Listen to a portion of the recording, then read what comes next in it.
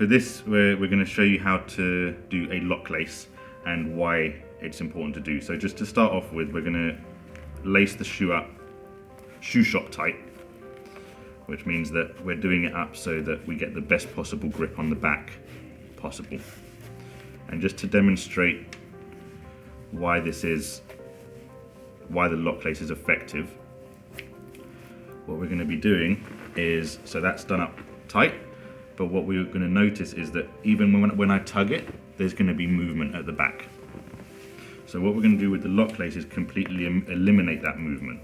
So we're going to keep this done up the same firmness, so we're not actually going to change any of that, but we're going to use the 2 extra eyelets that sit slightly back from the top to actually re-thread the top of the lace. So what we're going to do is we're going to pass it through the same side hole that the lace exits at the top.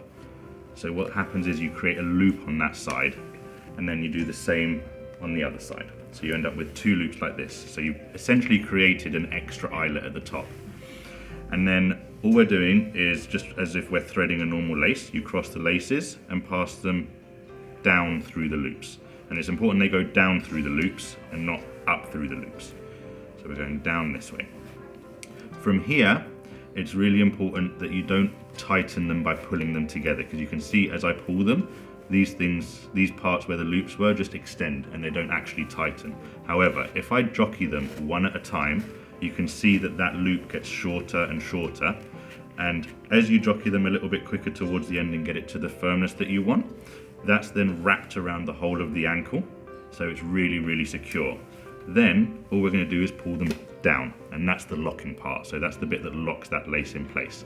Now, without me even actually tying the lace, I can now lift up this shoe and pull it, and the movement at the back is then eliminated. And then you can just tie your lace as per normal. Now, to undo the lock lace, obviously you're going to undo your knot.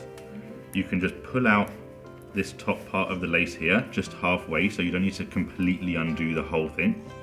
You can grab this part that you've just pulled out and the end of the lace and just shimmy those loops free.